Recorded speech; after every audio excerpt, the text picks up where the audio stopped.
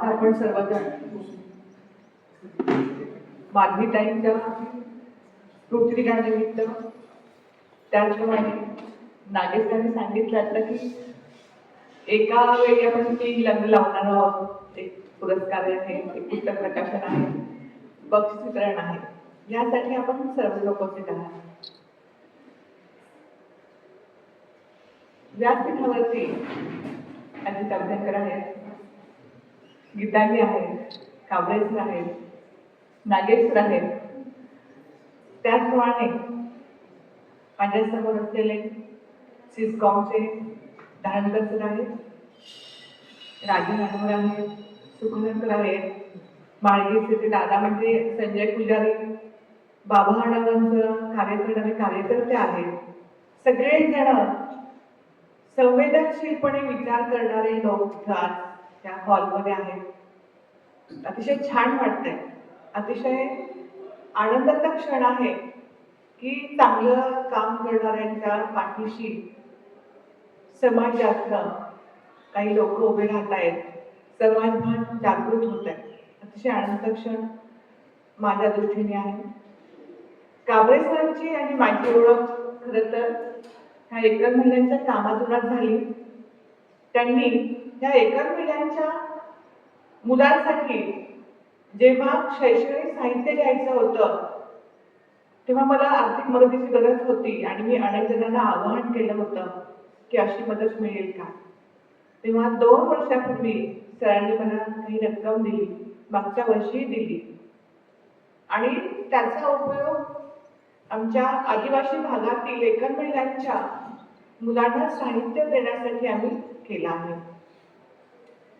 खरं तर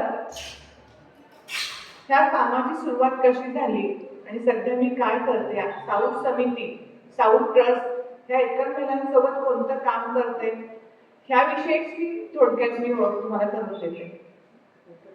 आज मला एवढं दडपण आलंय की अजित अभ्यंकर सारखे चांगले वक्ते, विचारवंत आणि समोर पण एवढे लोक बसलेत आणि मी काय बोलणार. कारण तुम्ही जर आज माझ्याकडे 10 एकर महिला समस्या असलेल्या आणल्या, म्हणजे समोर येऊन बसल्या, तर त्यांचे प्रश्न मी लवकर सोडू शकेल. पण स्टेजवर बोलणं मला सहसा जमत नाही.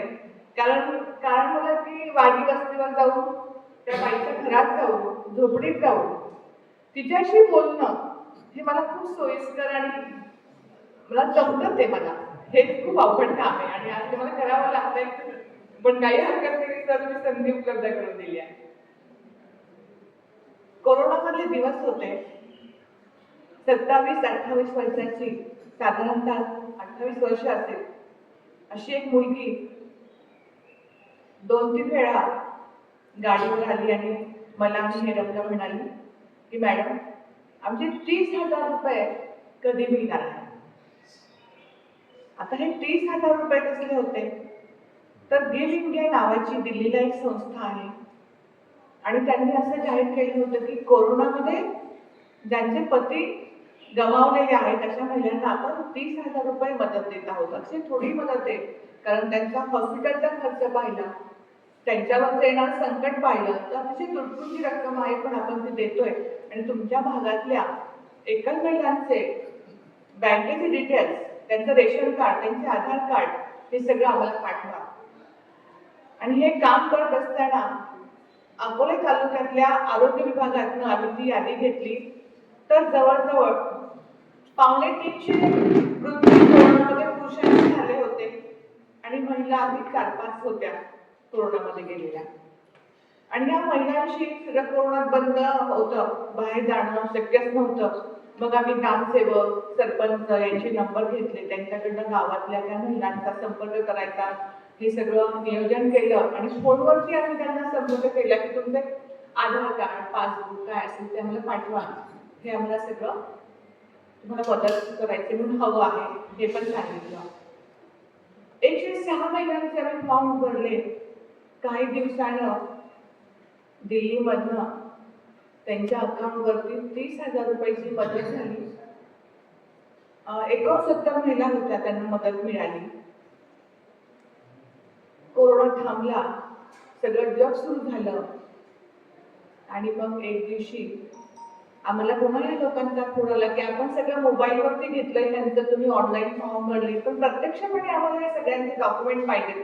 आम्हाला बॅकहँड तुम्ही कुरिअरनी रेशन कार्ड झेरॉक्स सगळं पाठवा आम्हाला. पुन्हा या 68 महिलांना आम्ही घरी बोलावलं, कारण तेव्हा हे साऊथ ट्रस्ट, साऊथ समिती काहीच काम सुरू केलेलं नव्हतं. आम्ही घरीच काम करायचो. आणि या महिला जेव्हा घरी आल्या, त्यातलीच ही गीता 28 वर्षाची, तिला 1.5 वर्षाची मुलगी होती, शिक्षण कमी होतं आणि तिला ही 30,000 रुपयाची रक्कम म्हणजे 30 लाखापेक्षा जास्त वाटत होती, कारण तिच्यावरती 24 लाखाचं कर्ज होतं. उत्पन्नाचं साधन काहीच नव्हतं शिक्षण नसल्यामुळे. अशा अनेक महिला येत होत्या. त्यांच्याशी बोलताना, त्यांच्याकडनं कागदपत्र घेताना जाणवत होतं की ह्यांचे बाल विवाह झालेले आहेत आणि प्रत्येकीचं वय 40च्या पुढे अजिबात नाही. 30, 35, 31, 32, 28 वयाच्या ह्या मुली आहेत. शिक्षण कमी, स्किल त्यांच्याकडे कोणतंच नाही आहे. आदिवासी भौगोलिक परिस्थिती असल्यामुळे आमच्याकडे कोणत्या मोठ्या कंपन्या नाही आहेत, त्याच्यामुळे रोजगाराची त्यांना चिंता आहे. सासरचे मगाशी काबळे सर म्हणाले की सासरचे लोक सुद्धा त्या महिलांना 1-2 महिन्यात त्यांचा सगळा स्वभाव, खरा स्वभाव ओळखून उघडा पडला होता. माहेरचीही गरिबी होती. आणि मग या 68 महिला, 69 महिलांपासून आमच्या लक्षात आलं की हा प्रश्न गंभीर दिसतोय, त्याच्यावरती आपण काम केलं पाहिजे. सीतावरून भाताची परीक्षा आणि मग ठरवलं की ह्या एकल महिलांच्या प्रश्नावर काम करायला हवंय. मग तेव्हा एकदा एक पोस्ट टाकली फेसबुकवरती की एकल महिलांच्या प्रश्नावर किती कार्यकर्ते, किती संस्था काम करायला तयार आहेत. आणि त्यावेळेस मात्र 190 संस्थांनी रिप्लाय दिला. 190 वैयक्तिक काही कार्यकर्ते होते, काही संस्था होत्या आणि मग एकत्र आलो आणि राज्यभर कामाला सुरुवात झाली. पण राज्यभर कामाचं सगळं हेरंब पाहतो. मी तुमच्याशी फक्त अकोले तालुक्यातल्या मी जे काय करते स्वतः त्याविषयी बोलणार. तर ह्या महिला जेव्हा समोर येतात माझ्या, आता सध्या मी अकोल्यामध्ये बस स्टँड जवळ साऊथ एकल महिला समिती म्हणून माझं ऑफिस आहे. मी तिथे 11 ते 5 असते आणि तालुक्याच्या मुलांना माहीत झालं की ह्या मॅडम आपल्यासाठी आधार आहे, एक ठिकाण आहे विश्वासाचं. त्यांच्याकडनं 1 रुपया घेत नाही, पैसाही घेत नाही, पण मार्ग चांगला दाखवते. तर या मुलांचे प्रश्न काय आहेत? तर ह्या मुलांचे प्रश्न मला सांगितल्याप्रमाणे रोजगार, मुलांचं शिक्षण, सगळ्यात म्हणजे त्यांचं शारीरिक आणि मानसिक शोषण खूप मोठ्या प्रमाणात होतं. आम्ही दरवर्षी संक्रांतीला हळदी कुंकू आणि तिळगुळाचा समारंभ घेतो. मी जरी गळ्यात घालत नसते, कुंकू मोठं लावत नसते, टिकली लावत नसते, तरी त्या महिलांची गरज म्हणून हळदी कुंकासारखे समारंभाचे कार्यक्रम तिळगुळाचे आम्ही का घेतो की ह्यांना सांस्कृतिक प्रतिष्ठा मिळावी म्हणून. आजही खेड्यामध्ये पती गेल्यानंतर त्या महिलेने हिरवी बांगडी घालायची नाहीये, हिरवी साडी घालायची नाहीये, इव्हन डोक्यामध्ये गजरा पण मारायचा नाहीये. तर पहिल्याच हळदी कुंकवाला आम्ही अकोल्यामध्ये त्या महिलांना गजरे वाटले, हळदी कुंकू लावलं. त्यांना म्हटलं मलाही लावा हळदी कुंकू, काही होणार नाहीये, घाबरू नका. अनेक महिला त्या दिवशी माझ्याशी मनमोकळेपणाने बोलल्या. अनेक जरी सांगू लागल्या की माझ्यापेक्षा मुलीचं लग्न होतं, हळद लावायची होती, तेव्हा माझी जाऊ म्हणते, माझी नणंद म्हणते की थोडंसं बाजूला लांब उभा राहा. ही जी मानसिक सांस्कृतिक जी कोंडी होतीये ती तिच्या पुढं जाऊन त्या टेन्शनमुळं तिच्या मनाचा मला कोंडवारा होतो आणि मग शारीरिक व्याधीमध्ये तिचं रूपांतर होतं. हा खूप मोठा भयानक प्रश्न जाणवला. कारण तिचा कष्ट केलेला पैसा त्या मुलीच्या लग्नाला चालतो. तिने नंदांना, भावांना केलेले मोठमोठे आहेर चालतात, पण तिने साधे हळद लावून चालत नाही.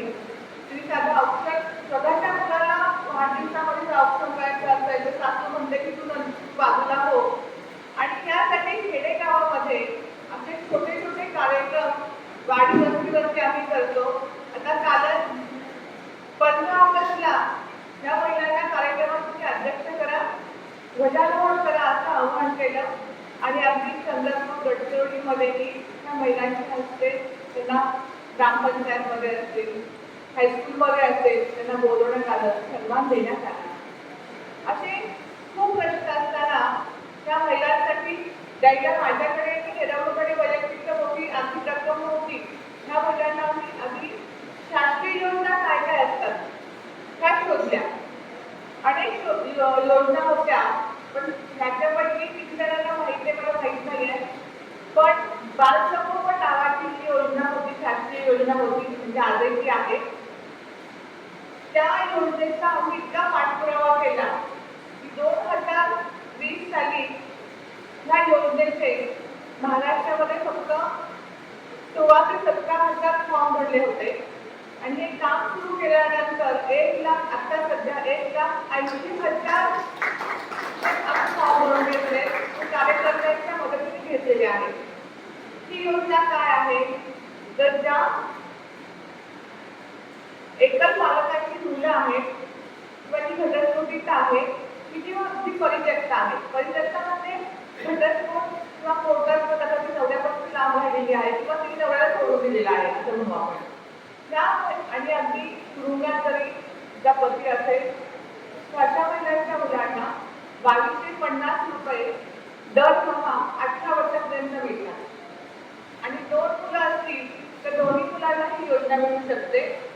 आर्थिक सहभागासाठी, आर्थिक मदतीसाठी ही योजना आम्हाला खूप महत्त्वाची वाटली आणि त्याच्यावरती आम्ही काम करायचं ठरवलं. आता इथं काय झालं, ही योजना खूप छान आहे, पैसे मिळतात, म्हणजे वर्षाला मिळतात, महिन्याला मिळत नाही, 6 महिन्याला, 8 महिन्याला जसा निधी येतो, शासकीय निधी येतो तसे हे पैसे आम्हाला मिळतात म्हणजे मिळतात आणि ही चांगली मदत होऊ शकते. संजय गांधी एक योजना आहे, अशा अनेक योजना आम्ही महिलांना दिल्या. पण ह्याच्यामध्ये एक अडचण अशी येते की ह्या महिलांकडं आर्थिक साक्षरता, त्याचप्रमाणे कागदपत्रांचं महत्त्व ह्या महिलांना नाही आहे. कालच मी ऑफिसमध्ये 20 ते 25 फाईल आणून ठेवल्या. का माहिती का, अनेक काही जेव्हा येतात ना तेव्हा त्यांच्या जवळ कॅरी बॅग असतात, कॅरी बॅगमध्ये कागदपत्र कोंबलेले असतात, त्यांना काहीच माहिती नाहीये. आजही अनेक महिलांकडे आधार कार्ड नाही आहे.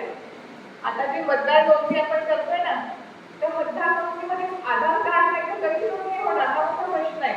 सध्या तहसीलदार आणि अनेक शासकीय अधिकाऱ्यांच्या मदतीने एकच महिलांची नोंदणी करणं, त्यांना आधार कार्ड पासून रेशन कार्ड पासून सगळी आयुष्यमान कार्ड काढून देणं ही शासकीय कागदपत्र देण्याचं आम्ही काम करतोय.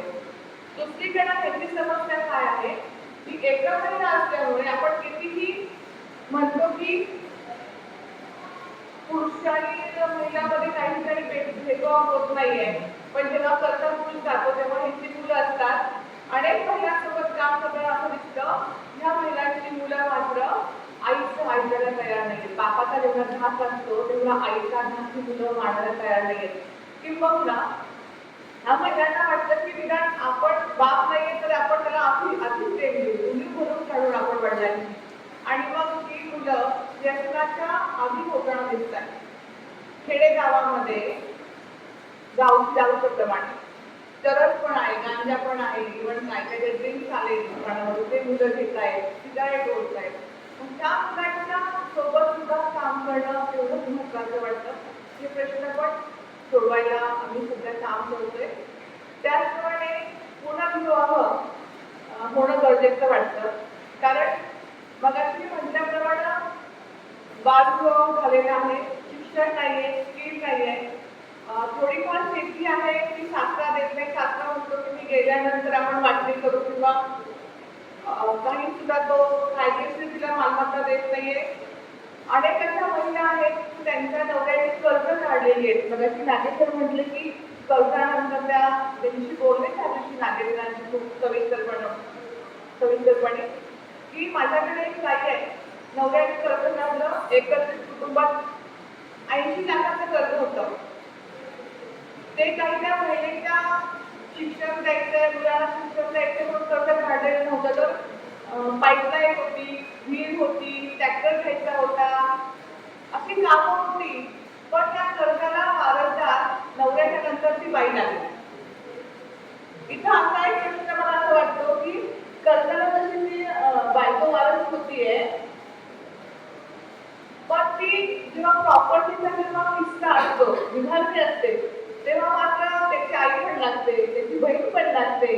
मग कर्जामध्ये त्याच्या बहिणीला आणि आईला नकार नाही घेतलं का? हा असा आमच्या आईकडच्या थोडं येत ना सध्या आल्या. आता आमच्या ताईचं एका ताईचं कर्ज होतं 56 लाख.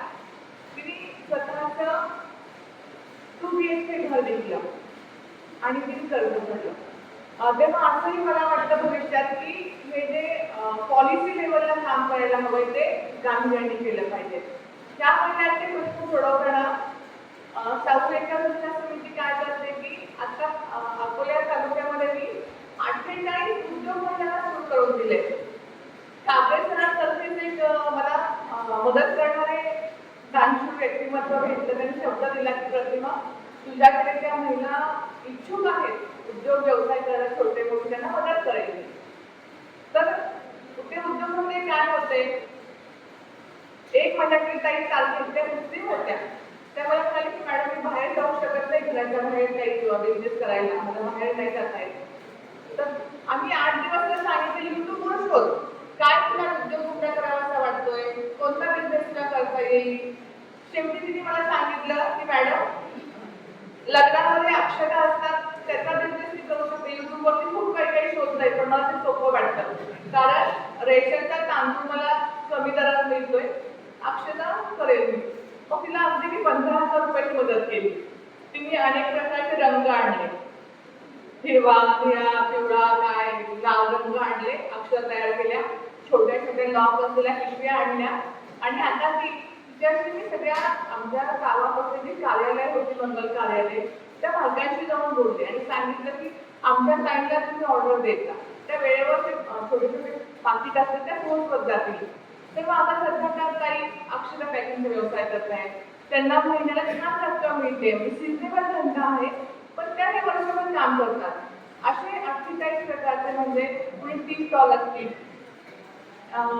जेव्हा म्हणजे इथे एक मला प्रसंग सांगावासा वाटतो की जेव्हा हळदी कुंकू घेत होतो आम्ही हे, आणि मी त्या वस्तीवर गेले, तेव्हा एक ताईला सासू म्हणायची की मॅडम मला तुम्हाला भेटायचंय, तुम्ही थोडं पाठीमागं या मंदिराच्या पाठीमागं. तर मला वाटलं की तिच्या मुलाला शिक्षणासाठी काहीतरी पैसे हवे असतील, किंवा एक मुलगा आजारी होता, एक मुलगी आजारी होती, तिला पैसे हवे असतील, आणि तिला थोड्या कार्यक्रम संपल्यावर म्हणतात चल आपण भेटूया. पाठीमागं आम्ही गेलो मंदिराच्या पाठीमागं, आणि ती मला इतकी मिठी मारून ती रडायला लागली. आणि ती मला म्हणाले की मॅडम माझं खूप चुकलंय हो.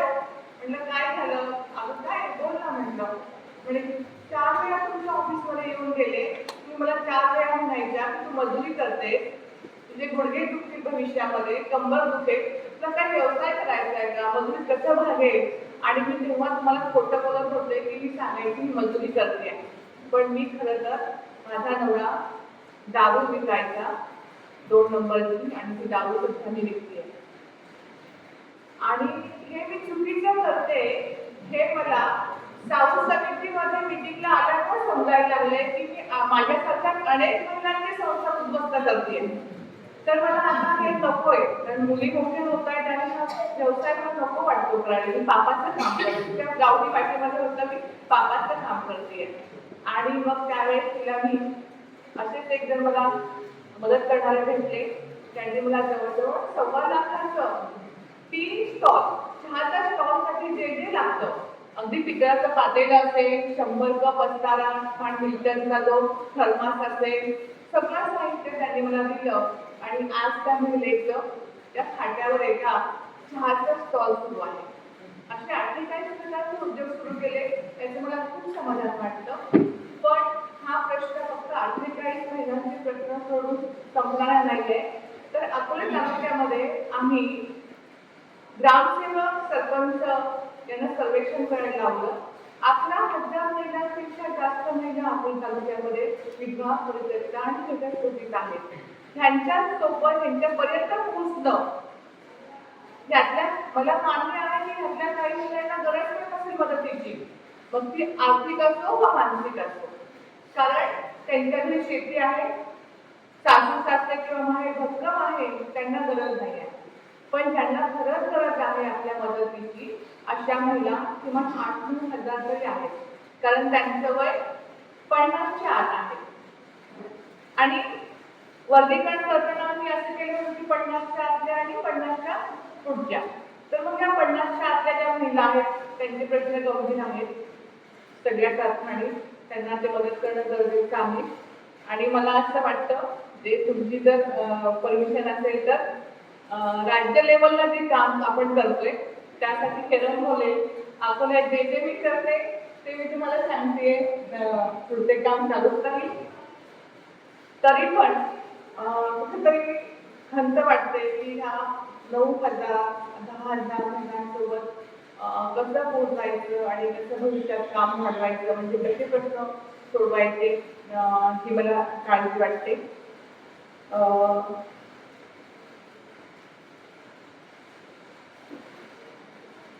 आता हा कोरोनापासून सुरू केलेला प्रवास अखंड चालू राहणार आहे, कारण मी ठरवले की इथून पुढच्या काळामध्ये थांबायचं नाही, तर त्या महिलांना कसं लढायचं, लढण्यासाठी उभं केलं पाहिजे. आणि काव्य सर म्हणाले की आपण पाहिलं की पेपरमध्ये पाहतो की अनेक शेतकऱ्यांच्या आत्महत्या दिसतात आपल्याला, पुरुषांच्या आत्महत्या, पण महिला एका कणखर आहेत की त्या ज्या शेतावरती कर्ज काढले ते शेत पिकवतात, फुलवतात, मुलांचे सांभाळ करतायत आणि पुढे जात आहेत. खरंच महिला जिद्दी असतात, त्या कणखर असतात, त्यांना थोडंसं पुढे घेऊन जाण्याचं आपण काम केलं पाहिजे. त्यासाठी तुम्ही सर्व माझ्या सोबत आहात याची मला खात्रीच आहे. पुन्हा एकदा मधुजन फाउंडेशनचे मी आभार मानते की त्यांनी इथं म्हणजे कामाला इथं सन्मान केला, प्रश्नाला समजून घेतलं, माझ्या चळवळीला समजून घेतलं आणि हे काम मी पुढं घेत राहील एवढंच मला सांगावं असं वाटतं. मला खूप म्हटलं की मला फील्डवर करायला आवडतं, हा काही मला प्राण करायचे. पुन्हा एकदा सगळ्यांचे धन्यवाद, आभार.